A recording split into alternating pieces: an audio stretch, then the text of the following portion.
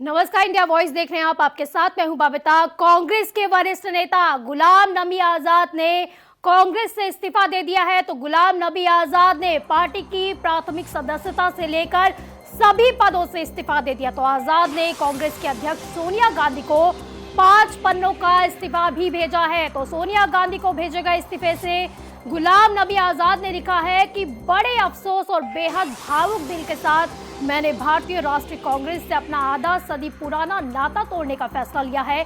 गुलाम नबी आजाद ने कहा कि भारत जोड़ो यात्रा की जगह कांग्रेस जोड़ो यात्रा निकालनी चाहिए। तो गुलाम नबी आजाद ने कांग्रेस छोड़ दी है। तो उन्होंने इस्तीफा भेजा है, 5 पन्नों का इस्तीफा दिया है सोनिया गांधी को। तो लंबे वक्त से कांग्रेस से नाराज चल रहे थे गुलाम नबी आजाद। तो नाराज नेताओं के G23 गुट में भी शामिल थे गुलाम। तो G23 गुट कांग्रेस में कई बदलाव की मांग भी करता रहा है। तो नाराजगी काफी समय से चल रही थी। तो गुलाम नबी आजाद ने बड़ा फैसला लेते हुए कांग्रेस का साथ छोड़ दिया है।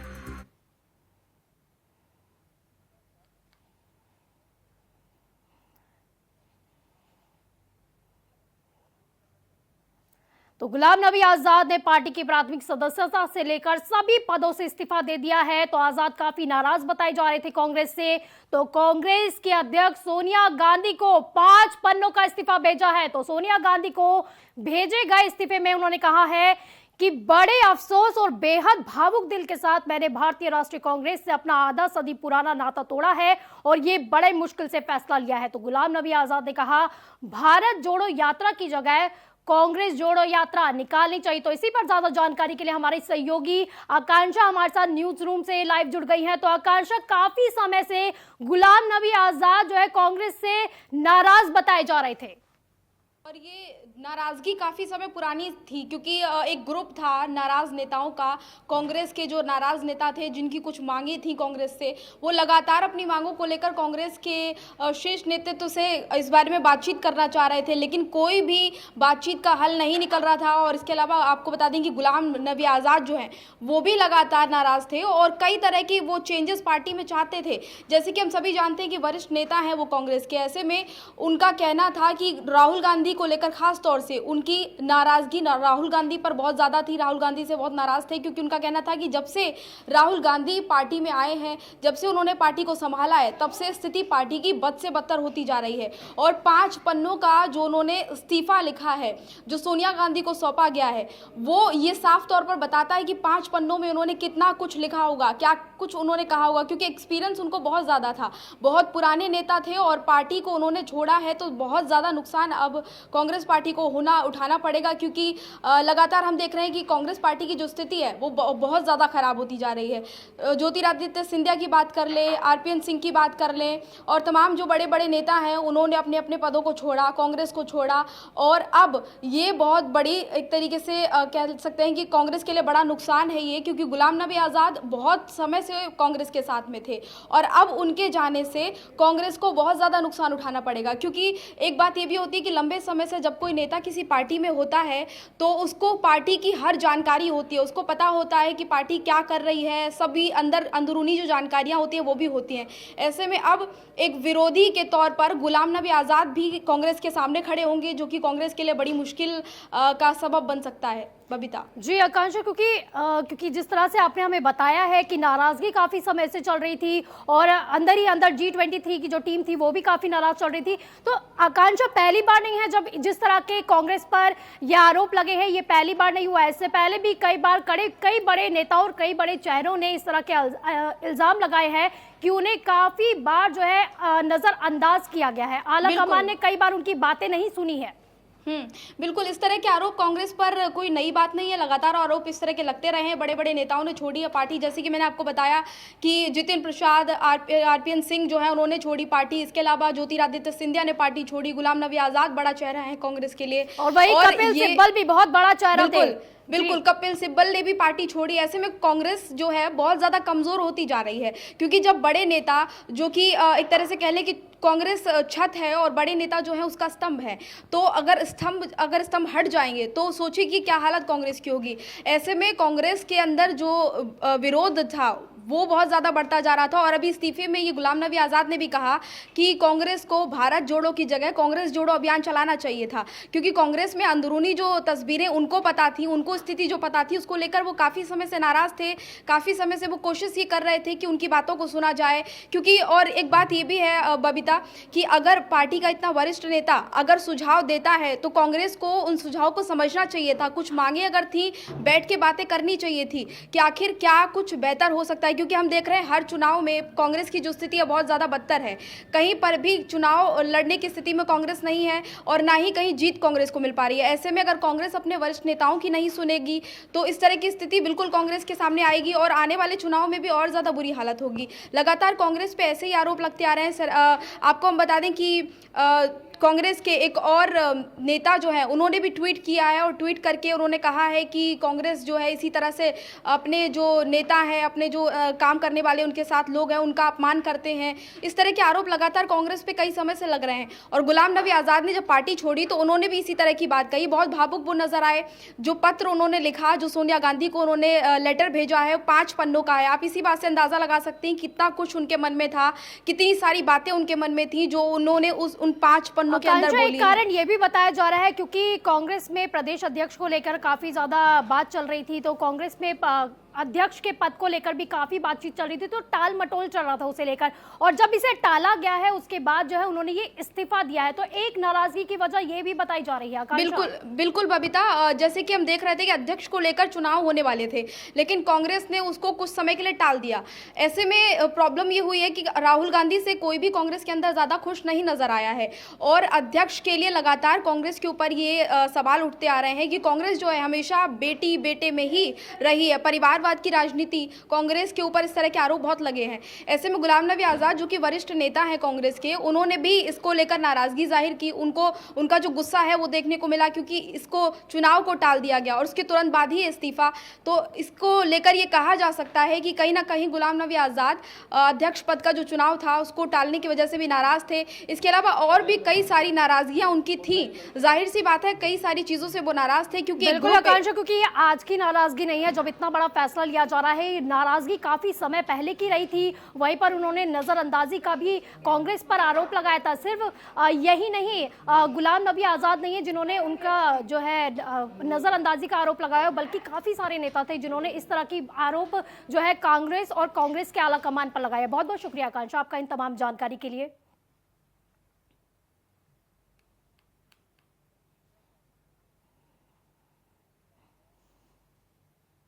वहीं लखनऊ से बड़ी खबर, सड़क हादसे में सीएम योगी आदित्यनाथ के ओएसडी की मौत। तो लखनऊ से बड़ी खबर, सड़क हादसे में सीएम योगी आदित्यनाथ के ओएसडी की मौत हुई है। तो ओएसडी मोतीलाल सिंह की सड़क हादसे में मौत हो गई है। तो मुख्यमंत्री योगी आदित्यनाथ ने निधन पर शोक भी व्यक्त किया है। तो सीएम योगी आदित्यनाथ ने दिवंगत आत्मा की शांति की कामना की है और साथ ही शोकाकुल परिजनों के प्रति अपनी संवेदनाएं भी व्यक्त की है। तो सीएम योगी आदित्यनाथ के ओएसडी की आज मौत हो गई है। तो सड़क हादसे में सीएम योगी आदित्यनाथ की ओएसडी की मौत हुई है। ओएसडी मोतीलाल सिंह की सड़क हादसे में मौत हुई है। तो मुख्यमंत्री योगी आदित्यनाथ ने निधन पर अपना शोक भी व्यक्त किया है। सीएम योगी आदित्यनाथ ने दिवंगत आत्मा की शांति की कामना की है। इसी के साथ ही शोकाकुल परिजनों के प्रति अपनी संवेदनाएं भी व्यक्त की है। तो वही सीएम योगी आदित्यनाथ को सुप्रीम कोर्ट से बड़ी राहत मिली है। 2007 में भड़काऊ भाषण देने का यह मामला था, जहां पर अब सुप्रीम कोर्ट ने उन्हें राहत दे दी है। तो आरोप में मुकदमा चलाने से सुप्रीम कोर्ट ने साफ इनकार कर दिया है। तो सुप्रीम कोर्ट ने मुकदमा चलाने की अनुमति देने से ही इनकार कर दिया है। तो 2007 का ये मामला था। तो सीएम योगी आदित्यनाथ को सुप्रीम कोर्ट से बड़ी राहत मिली है। तो 2007 में एक भड़काऊ भाषण देने का ये मामला था। तो आरोप में मुकदमा चलाने से सुप्रीम कोर्ट ने अब साफ इनकार कर दिया है। तो सुप्रीम कोर्ट ने मुकदमा चलाने की अनुमति देने से भी इनकार कर दिया है। तो 2007 का ये मामला है, जब एक भड़काऊ भाषण दिया गया था। तो उसके दौरान जो है काफी लोग भड़के थे और उन्होंने मुकदमा दर्ज कराया था। तो सीएम योगी आदित्यनाथ को सुप्रीम कोर्ट से आज बड़ी राहत मिल गई है। 2007 में भड़काऊ भाषण देने का ये मामला है, जिसमें अब उन्हें राहत मिल चुकी है। तो आरोप में मुकदमा चलाने से सुप्रीम कोर्ट ने साफ मना कर दिया है। सुप्रीम कोर्ट ने मुकदमा चलाने की अनुमति देने से भी इनकार कर दिया है।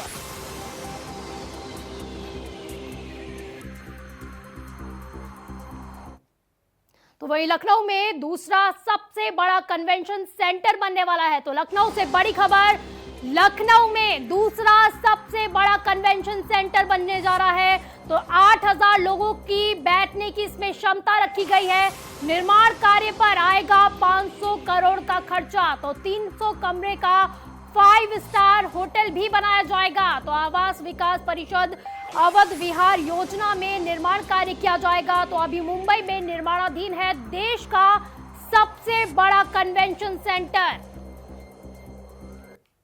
तो सबसे बड़ा कन्वेंशन सेंटर मुंबई में है, तो उसके बाद जो है अब लखनऊ में बनने जा रहा है।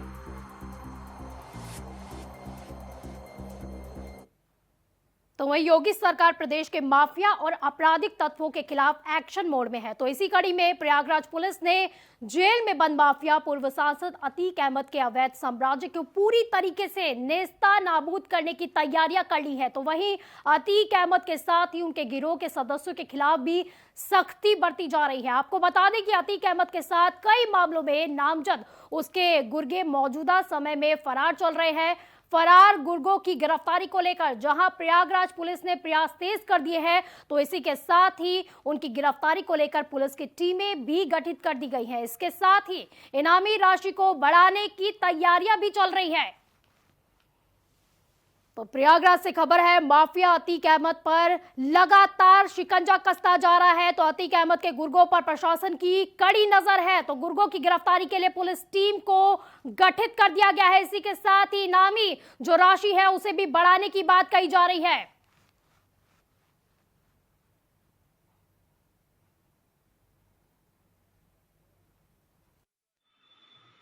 ये सरेंडर करने के बाद उसकी टीम जो बचे हुए सदस्य हैं उन सदस्यों पर भी कठोर कार्रवाई करने जा रहे हैं और शेष लोगों के इनाम भी बढ़ाए जा रहे हैं उसे उस गैंग के लोगों के, और उन पर अति शीघ्र उनके खिलाफ कार्रवाई करने की टीमें बना दी गई हैं और जल्दी उनको गिरफ्तार करेंगे, उनको जेल भेजा जाएगा। ये इस तरह के जितने भी अपराधी हैं जो पहले भी अपराध में रहे हैं, अतीक के साथ काम किए हैं, उन सबों पर हम लोग कार्रवाई कर रहे हैं। उनको इनाम उनके वो वांछित भी हैं, उनके इनाम बढ़ाया जा रहा है और उनको निकट भविष्य उनको हम गिरफ्तार करेंगे।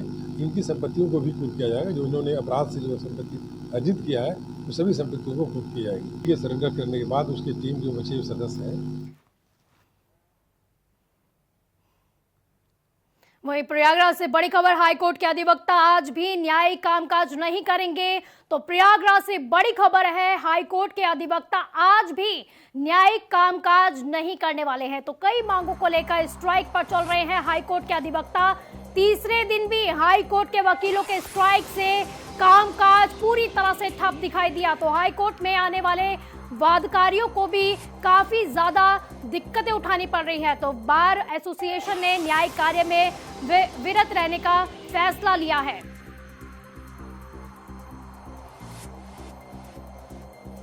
तो प्रयागराज से बड़ी खबर, हाईकोर्ट के अधिवक्ता आज भी न्यायिक कामकाज नहीं करेंगे। साथ ही अपनी मांगों को लेकर कई समय से वो स्ट्राइक कर रहे हैं। तो हाईकोर्ट के अधिवक्ता लगातार अपनी मांगों पर अड़े हुए हैं। तो तीसरे दिन भी हाईकोर्ट के वकीलों के स्ट्राइक से कामकाज पूरी तरह से ठप दिखाई दिया। तो हाईकोर्ट आने वाले वादकारियों को भी काफी ज्यादा मुश्किलें उठानी पड़ रही है। तो बार एसोसिएशन ने न्यायिक कार्य से विरत रहने का फैसला ले लिया है।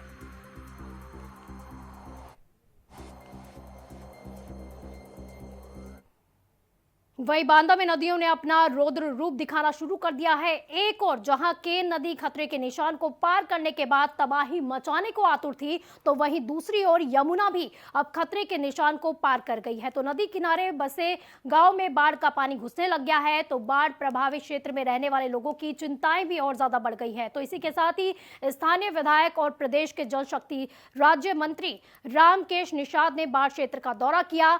रामकेश निषाद ने बाढ़ क्षेत्र से प्रभावित लोगों से बातचीत की और हर संभव मदद देने का भरोसा भी दिलाया।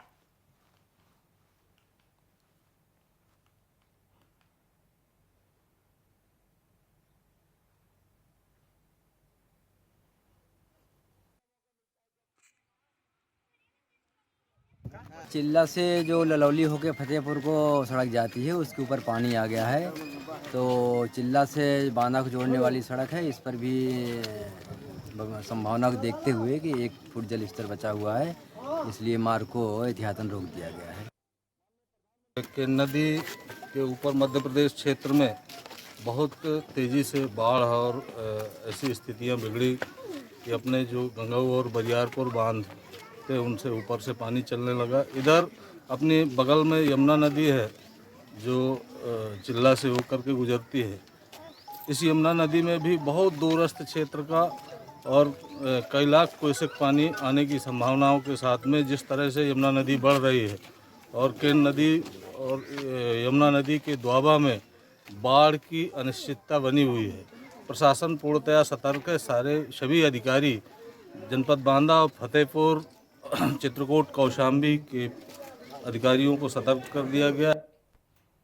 वहीं कन्नौज जिला अस्पताल अपनी अव्यवस्थाओं को लेकर अक्सर चर्चे में रहता है, तो अभी यहाँ मरीज को कंधे पर लेकर तीमारदार भटकते दिखाई देते हैं, तो कभी यहाँ बिना इलाज के मरीज को भगा दिया जाता है, तो जिसे लेकर जिला अस्पताल का उच्चीकरण रुका हुआ है।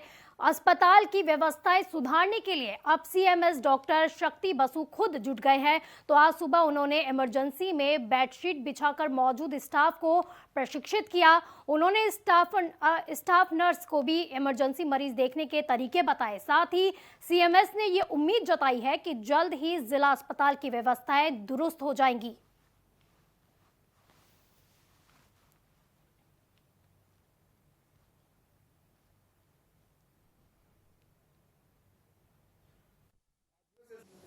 ये रूटीन निरीक्षण है, मैं रोज ही करता हूं और बार बार बताने के बाद यदि कार्मिक कोई सुधार नहीं कर रहे हैं तो उसमें आगे की प्रक्रिया होनी चाहिए। इस करके मैं विशेष करके ध्यान दे के मैंने निरीक्षण किया कि वहाँ पे बेडिंग के मामले में उन लोगों को बार बार निर्देशित किया जाता है, तब पर भी वो ढंग से नहीं कर पा रहे हैं। यदि नहीं कर पा रहे तो उनका प्रशिक्षण ग्रहण करें दोबारा। वहीं आगरा में चंबल नदी ने खतरे के निशान को पार कर लिया है। ऐसे में चंबल नदी के तटवर्ती इलाकों और गांव में अब पानी भर गया है, तो लोग अपने घरों को छोड़कर सुरक्षित जगहों पर जा रहे हैं। प्रशासन की ओर से भी हाई अलर्ट जारी कर दिया गया है। इलाके के स्कूल बंद करवा दिए गए हैं। आपको बता दें कि चंबल नदी इस समय 136.90 मीटर पर बह रही है। प्रशासन की तरफ से कई टीमों का गठन भी कर दिया गया है, तो तटवर्ती गांव में लगा दी गई है ये सारी टीमें। तो आगरा से ये खबर है जहां पर चंबल नदी का जलस्तर लगातार बढ़ता जा रहा है। खतरे से 7 मीटर ऊपर पहुंचा है चंबल का जलस्तर, तो लोग भी जान बचाने के लिए अब पलायन करने लगे हैं। इसी के साथ ही प्रशासन की ओर से हाई अलर्ट जारी किया गया है और साथ ही टीमों को भी गठित किया गया है।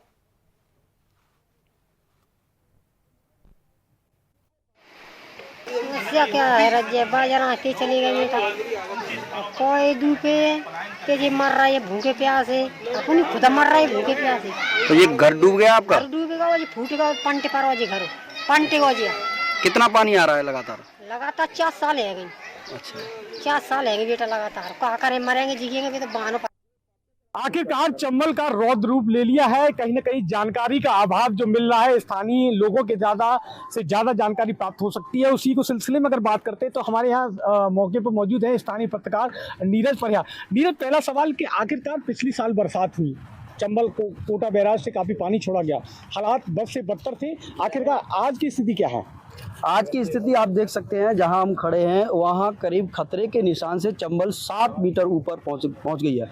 सन 1996 और 2019 का रिकॉर्ड तोड़ चुकी है। अब ऊपर कितना जाएगा पानी ये अभी कुछ कहा नहीं जा सकता। वहीं चंबल की अगर बात की जाए तो चंबल के तटवर्ती इलाकों के करीब 40 गांव जो बाढ़ की चपेट में थे, जिनमें से 20 गांव ऐसे हैं जिन गांव में आप कह सकते हैं कि बाढ़ की स्थिति बन गई है और लोगों के साथ परेशानी है। देखिए, प्रशासनिक टीम लगातार अखबार में देखा जा रहा है, मीडिया की सुर्खियां बनाए, लगातार टीम गठित की गई हैं, दवाइयां मुहैया कर रहे हैं। जमीनी धरातल पर हकीकत क्या है? देखिए, स्वास्थ्य विभाग की बात की जाए तो लगातार वाकई में मैं जहाँ गया हूँ तो स्वास्थ्य विभाग की टीम मुझे मिली है और स्वास्थ्य विभाग की टीम बराबर लगी है, पशु विभाग की टीम जैसे और भी विभाग है सभी की लगी है। प्रशासन अधिकारी जो भी है यहाँ, SDM साहब है या कोई भी है, तो वो मॉनिटरिंग तो कर रहे हैं, मगर कहीं कहीं से फ़ोन भी आ रहे हैं कि भाई साहब ये परेशानी है, ये परेशानी है। तो आखिर वो उनकी परेशानी क्या है ये तो वहाँ जाके ही पता चलेगा। जैसे कई जगह स्टीमर चल भी रहे हैं और कई जगह नहीं भी चल रहे हैं, वहाँ मांग भी की जा रही है। देखिए, पिछले साल एक समस्या आई थी कि स्टीमर की संख्या काफ़ी कम थी और जो संबंध मार्ग थे, अगर संपर्क मार्ग की बात की जाए, बिल्कुल खत्म हो चुके थे, उनके ऊपर स्टीमर चलाया जा रहा है। इस बार कितने स्टीमरों की प्रशासन ने पिछले साल से सबक लिया, किस तरह की व्यवस्था की गई? देखो, स्टीमर कुछ गांव में बात की जाए तो कुछ गांव में स्टीमर चल रहे हैं, मगर अभी जैसे पिनाट ब्लॉक के गांव रेहा है और जो है कचियारा वगैरह, इन गांव की बात की जाए तो यहाँ स्टीमर नहीं चल रहे हैं, तो जिससे उन्हें परेशानी हो रही है। और वो लोग वहाँ, कई परिवार ऐसे हैं वो फंसे हुए हैं, कोई इमरजेंसी बात पड़ जाती है या बीमार, कोई आदमी बीमार पड़ जाता है, दिक्कत होती है, तो आखिर कैसे उनको निकाला जाएगा और क्या उनका रेस्क्यू किया जाएगा। उत्तर प्रदेश, मध्य प्रदेश, राजस्थान की बरसात में कहीं न कहीं कोटा बैराज को जलमग्न करते हुए बाढ़ जैसी स्थितियों को पैदा कर दिया है।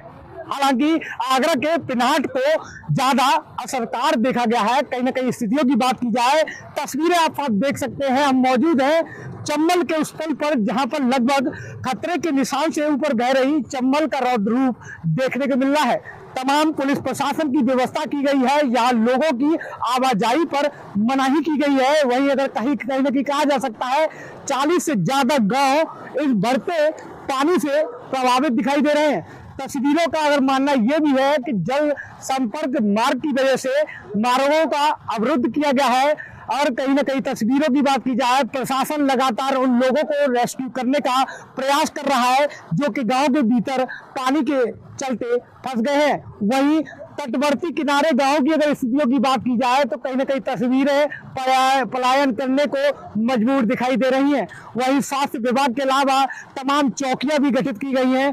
चौकियों की अगर देखा जाए तो लेखपाल से लेकर तमाम वो लोग हैं जो लगातार तस्वीरों में कहीं न कहीं लोगों की मदद करते हुए नजर आ रहे हैं, रेस्क्यू करते हुए नजर आ रहे हैं। लेकिन अगर ये जो चंबल का रौद्र रूप और बढ़ा तो कहीं न कहीं कहा जा सकता है तस्वीर भयानक और हड़कंप मचा देने वाली हो सकती है।